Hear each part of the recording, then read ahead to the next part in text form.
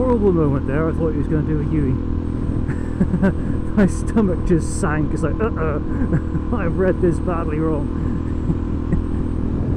He's just going to swing out into me. But he didn't, so we're good.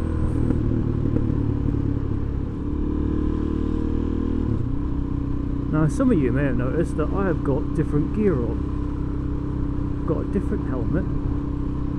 I've got a new jacket, and rest assured I've got new trousers as well. And there's a reason for that.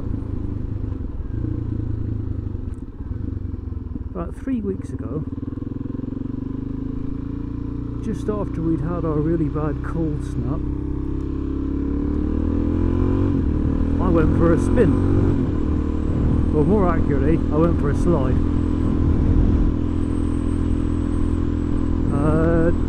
It'd been a fairly warm weekend, and it was a nice warm morning. It was about 5-6 degrees centigrade, and it was wet. I mean, it had been raining all weekend,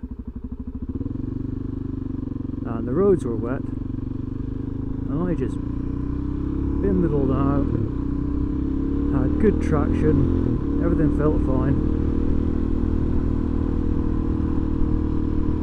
And then I went round a corner and the back just snapped out on me, and I had an immediate tank slapper, and I was down in like a quarter of a second, sliding, using my face to stop until I hit the other side of the road, and then got gently tapped in the back by the bike, which had slid into me.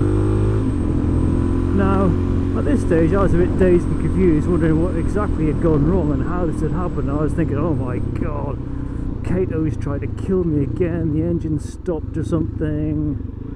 Anyhow, I went to put the bike up and it just slid. It just slid forward so it wouldn't go up. So me and a member of the public pushed it on its side to the side of the road. We hit a bank and we could actually lift it up and move it away. And it was so slippery. There was just black ice under the road, and actually it was just down here. So I came down here, the road was completely wet. There was water spraying up, as is traditional with a DRZ, straight into your face. Came round here. There's a nice stream coming out from the side there, down across here, got nice and wet. Came up here, straightened up, and the back went out and I went over there. But anyhow, that is not the end of the story, because I was pretty much okay. My finger, my right index finger, is a bit bent. I've got mallet finger, so I've got a splint on. It's fine, no major problems. A bit battered and bruised, I'm feeling like an idiot, but apart from that, okay. And the bike, you know, the hand guards were completely trashed. I snapped the front brake lever off, and the rear brake lever was ground down into a little stub, so I needed to replace those, but the bike cost like 40-50 quid to fix. It was no great shakes at all. But anyhow, there I was by the side of the road, rang the RAC, and they said, ah, well, you've had an accident, we can't recover, you have to do it through your insurance company. That is fair enough, okay, I'll do that. So, rang the insurance company. They said, oh, we've had a lot of people coming off today, it's not a problem. Took the details and said, oh, we'll put you forward onto our underwriters, and they'll deal with recovering the vehicle. Oh yeah, awesome. Now take into account this is about 7:20 in the morning, so it was dark and cold, and I was on that little country lane. We'd moved the bike up the road a bit to a lay-by, so I was out of the way. Anyhow, they put me through to the underwriters. Phone rings for a bit, and then it picks up, It's an automated message saying they don't open until 9 o'clock in the morning. And I'm like, well, that's not a lot of help, is it? It's cold. I've got adrenaline running through me at the minute, but I'm not really sure what kind of injuries I've got. I feel okay, but you know, who the hell knows? I could have internal bleeding. But you know, alright. So I've been left out here until 9 o'clock then. Well, that's awesome. So anyhow, the member of the public who helped me get the bike up was still there, and he said, well, I work for a company and we've got a low loading lorry, so if you want, you can give them a call, get to bring it around and take you back home. I said, well, that's awesome. So they did. So this chap works for a company called Plant Care, based in Bristol, and I've got to say, major props to Plant Care of Bristol, because they're the nicest people in the world. They're very public spirited and basically saved my bacon, because I would have been there until 9 o'clock in the morning. Then I'd have to wait another 2 hours, I guess, at least, until a recovery vehicle arrived, and I'd have been screwed. So big props to them for helping me out there, because they really did save me an awful lot of trouble and hypothermia. Anyhow, they took me home. I had a look at the state of the bike, but well, that doesn't look too bad. Went to my GP, got my finger bandaged up, and yeah, ordered some parts from the internet and built a bike up over the next couple of weeks. Job done.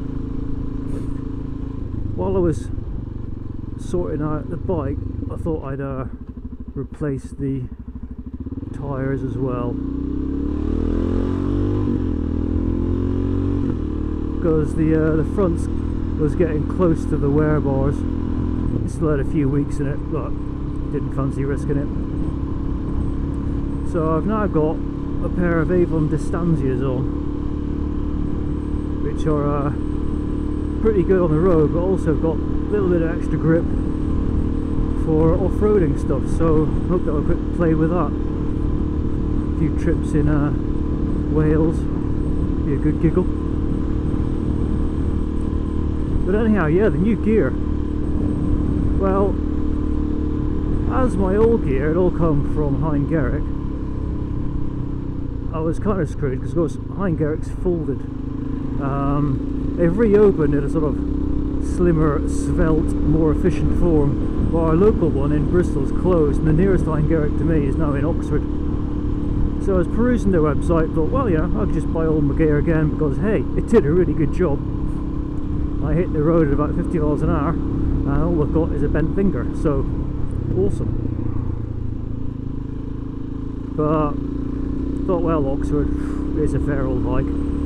Thought I'll have a look at the local establishments and see what's what. And I had a look on Fowler's, but they've had enough money off me this year, so I thought, sod that. But we've got a place called Riders, and on their website they had this Alpine Stars kit, Gore-Tex, but £200 off the jacket and £100 off the trousers. I thought, well, it'd be rude not to, really, wouldn't it? So I had a quick hike over there, and they said, oh well, we don't have it in the Bristol store. It's one of the other stores, so we can get it over. So they did that, went over the next day, tried it on, and it's awesome. I loved it. But lesson learned, on a cold day, when the road's wet and it's like 5 degrees or less, you cannot guarantee that there's no black ice there. You know, it's just one of those things. It could be absolutely slick. So, lesson learned. Now when it's a bit wet and cold, I just pretend that there's ice everywhere and drive like Miss Daisy. Now then, I've come here mostly because I need somewhere nice and flat to check my oil, but I've suddenly realised the error of my ways. It's not very flat. Ew, that's pretty nasty, isn't it? There must be a flat bit here somewhere. There is. There is. I can see one up there. This is the local dogging car park. So you don't want to get too close to those cars parked over there because God knows what they're doing. This chap here, let's give him a bit of a scare. Now then, can I find neutral? Yay, neutral, excellent. Off ski. I like that about this helmet, it's good.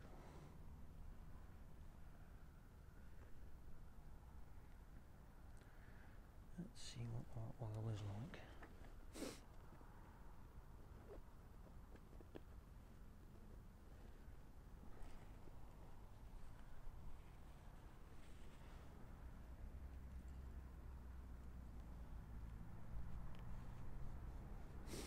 Three minutes? Yeah, whatever.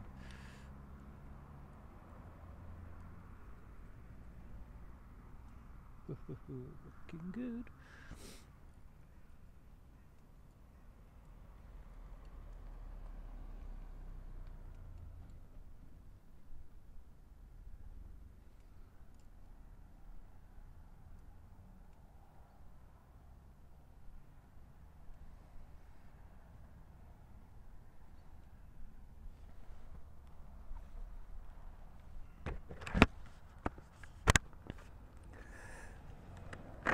So that looks good.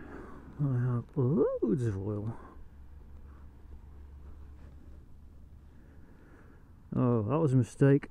I took my glove off. Hang on a second, see if I can fold this in to begin with.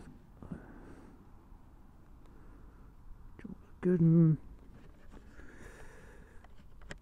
Right. Got some of that. Got some of that.